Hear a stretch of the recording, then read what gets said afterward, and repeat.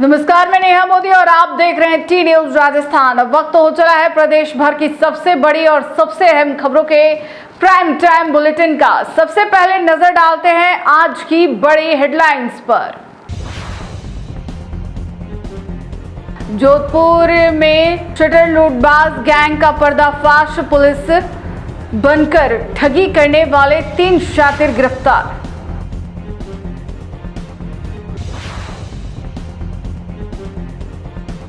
पाली में 10 लाख की MD drugs बरामद, 3 आरोपी गिरफ्तार, सप्लाई नेटवर्क की जांच तेज।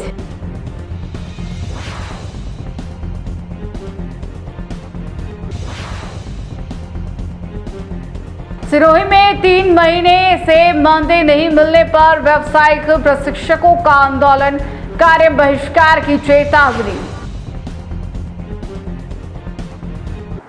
अब समाचार विस्तार से।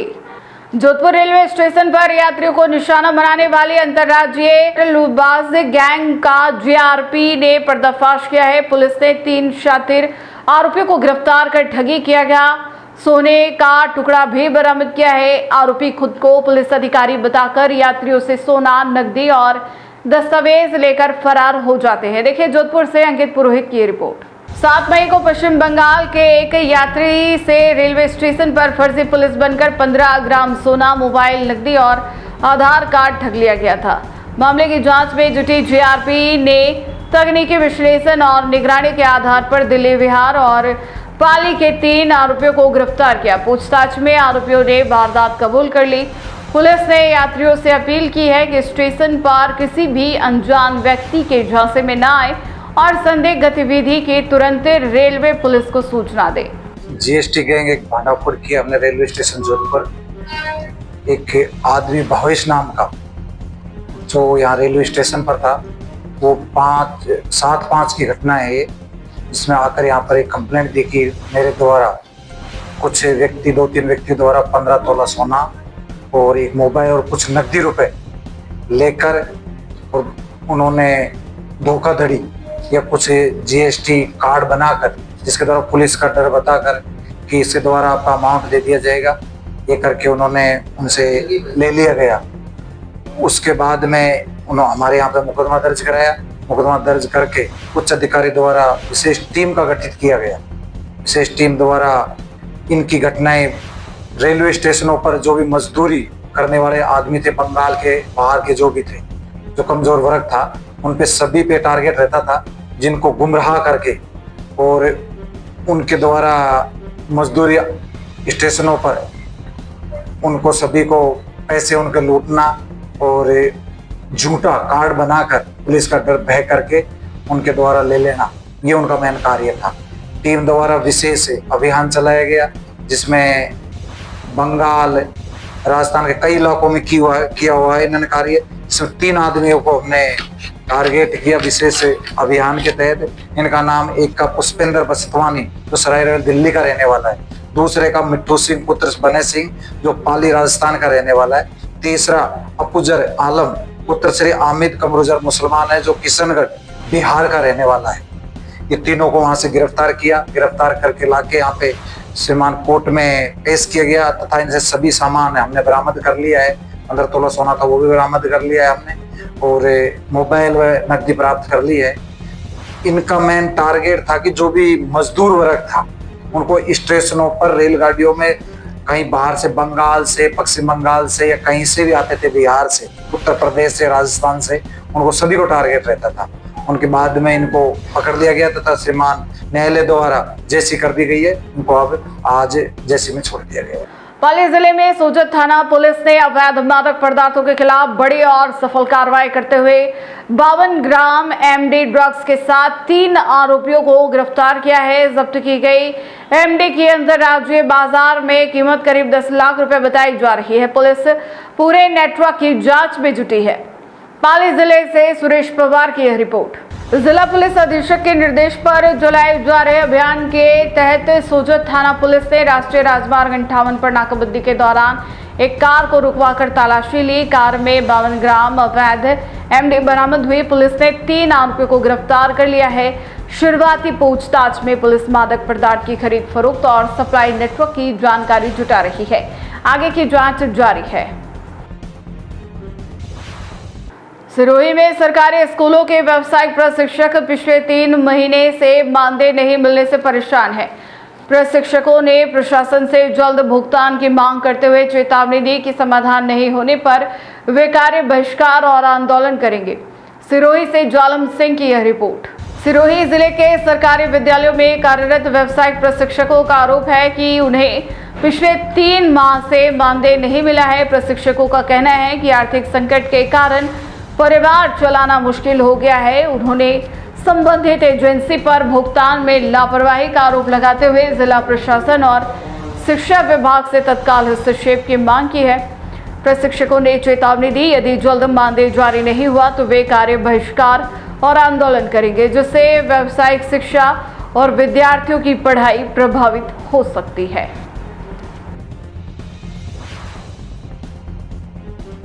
अलवर के रामगढ़ कस्बे में श्री 108 श्री देवदास जी महाराज के स्थान में अज्ञात चोर सुरक्षा कैमरे चोरी कर लिए गए। घटना के बाद मंदिर विकास समिति के सदस्यों ने रामगढ़ थाने पहुंचकर पुलिस से शिकायत की।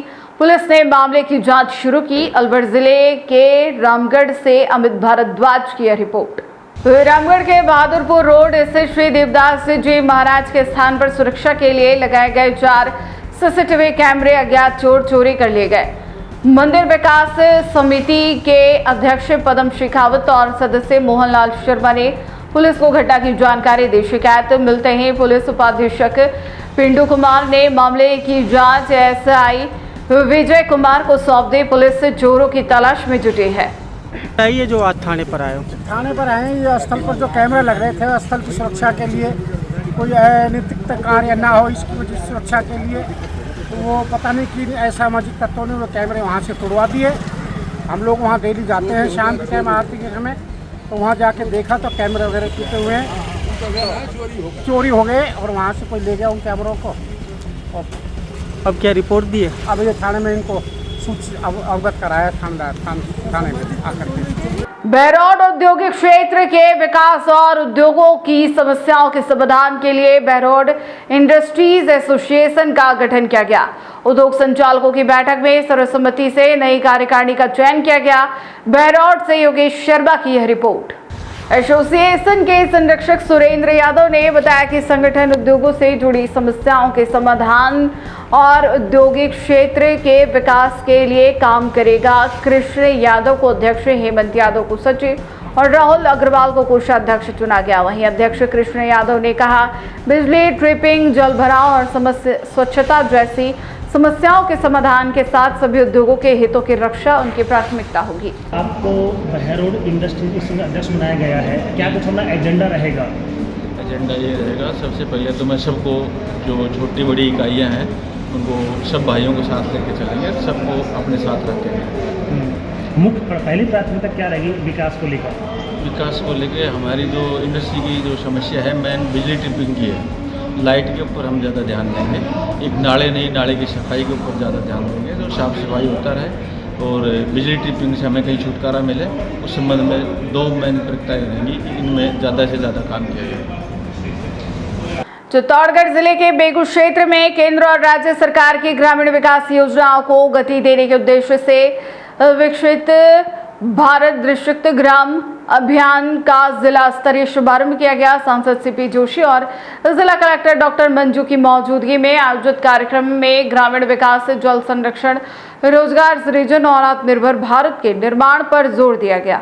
देखिए चित्तौड़गढ़ जिले के बेगू से सोनू खंडेलवाल की रिपोर्ट। बेगू पंचायत समिति की ग्राम पंचायत गोपालपुरा के जोधपुरिया में आयोजित कार्यक्रम में जनप्रतिनिधियों, अधिकारियों और ग्रामीणों ने भाग लिया। अभियान के तहत जल संरक्षण, ग्रामीण अवसंरचना, आजीविका संवर्धन, कौशल विकास और आपदा प्रबंधन जैसे विषयों पर जानकारी दी गई। इसका उद्देश्य ग्रामीण क्षेत्रों के समग्र और सतत विकास को नई गति देना है। देश के विकसित राष्ट्र बनाने के लिए विकसित ग्राम पंचायत, विकसित ग्राम की संकल्पना को लेकर माननीय प्रधानमंत्री जी ने 1 जुलाई से पूरे देश भर में इस योजना का शुभारंभ हुआ है। मैं सोचता हूँ इसमें रोजगार के दिन भी बढ़ेंगे, कामों की संख्या भी बढ़ेगी और गांव में स्कूल के भवन हो, चाहे बाउंड्री हो, चाहे भंडारण का कोई भंडार बनाना हो, चाहे तालाब बनाना हो, नाली बनाना हो, चारागाह बनाना हो, स्कूल खेल मैदान की बाउंड्री बनाना हो, अनेक कामों को 300 से ज़्यादा कामों को इसमें लिया गया है। पहले से बहुत ज़्यादा पारदर्शी होगी, तो केंद्र और राज्य का अंश होगा और विकसित भारत के साथ विकसित ग्राम पंचायत का सपना भी पूरा होगा। मैं सोचता हूँ इसका एक प्लान बनकर ये आगे सरकार के पास जाएगा और इसमें लगभग 1.5 लाख करोड़ से ज़्यादा का बजट इस वर्ष के लिए आवंटन हुआ है और इसमें अगर किसी को मजदूरी में देरी हो गई तो भी उसको हर्जाना मिलेगा। मैं सोचता हूँ ये इससे अच्छी योजना नहीं हो सकती और पूरे देश भर में आज इस योजना के शुभारंभ से सब लोगों में एक हर्ष का माहौल है। सब लोग माननीय प्रधानमंत्री जी का और मुख्यमंत्री जी का आभार प्रकट करते हैं। जोधपुर के जय नारायण व्यास विश्वविद्यालय में फीस वृद्धि के विरोध में एनएसयूआई का आंदोलन लगातार तेज होता जा रहा है। धरने के छठे दिन छात्र नेताओं ने प्रधानमंत्री, मुख्यमंत्री और कुलपति का सांकेतिक पुतला दहन कर विरोध जताया। आंदोलनकारियों ने चेतावनी दी कि मांगे नहीं मानी गई तो कल से श्रमिक अनशन शुरू किया जाएगा। देखिए जोधपुर संगीत पुरोहित की रिपोर्ट। जय नारायण व्यास विश्वविद्यालय में फीस वृद्धि और छात्र हितों की मांगों को लेकर एनएसयूआई का अनिश्चितकालीन धरना छठे दिन भी जारी रहा। छात्र नेताओं ने फीस वृद्धि वापस लेने और छात्र संघ चुनाव बहाल करने की मांग करते हुए सांकेतिक पुतला दहन किया। छात्रों का आरोप है कि प्रशासन उनकी मांगों पर कोई सुनवाई नहीं कर रहा है। एनएसयूआई ने चेतावनी दी कि यदि जल्द समाधान नहीं हुआ तो आंदोलन को और तेज करते हुए क्रमिक अनशन शुरू किया जाएगा। फीस वृद्धि के खिलाफ चल रहे अनिश्चितकालीन धरने का छठा दिन है।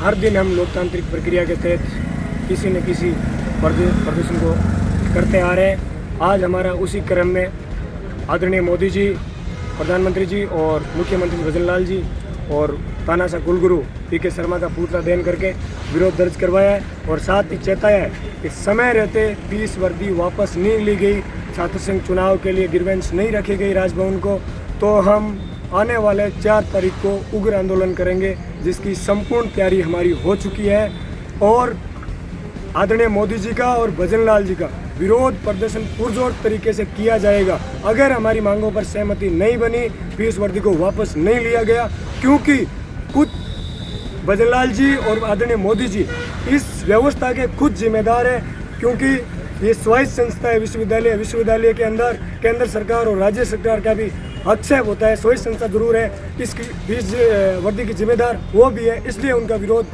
किया जाएगा और इसकी संपूर्ण तैयारी हमारी हो चुकी है। अगर इसके बीच में पुलिस हम लोगों को गिरफ्तार करती है, अनैतिक तरीके से हमारे ऊपर मुकदमे लगाती है, फिर भी ये प्रोग्राम होकर के रहेगा।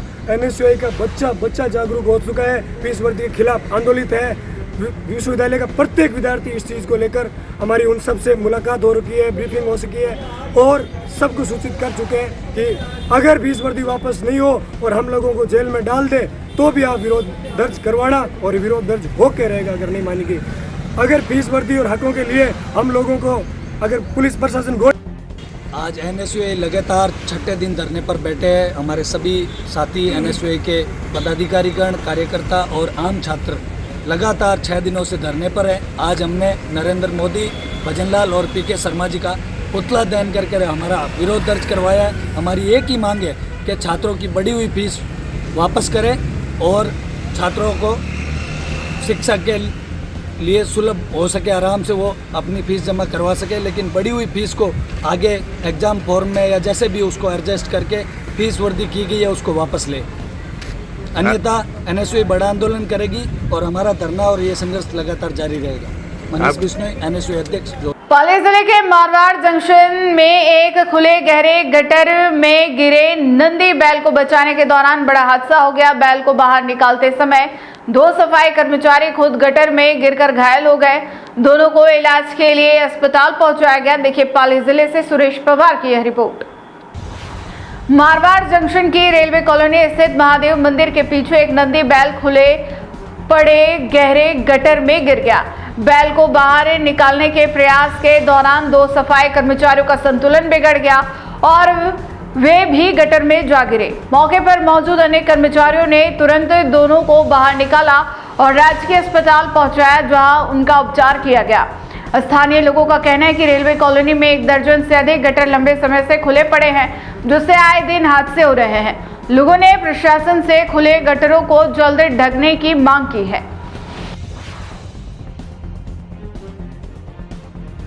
फिर से एक नजर डालते हैं आज की टॉप सुर्खियों पर। जोधपुर में शटर लूटबाज गैंग का पर्दाफाश, पुलिस बनकर ठगी करने वाले 3 शातिर गिरफ्तार।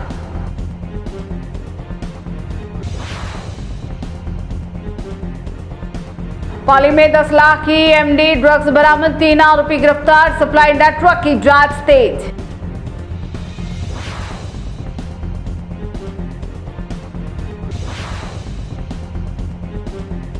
सिरोही में 3 महीने से मानदेय नहीं मिलने पर व्यावसायिक प्रशिक्षकों का आंदोलन, कार्य बहिष्कार की चेतावनी। तो ये थी आज की प्रदेश भर की बड़ी और अहम खबरें। लगातार अपडेट्स और तेज खबरों के लिए जुड़े रहिए प्राइम टाइम बुलेटिन के साथ। आज के बुलेटिन में इतना ही, फिर मिलेंगे नई खबरों के साथ। नमस्कार।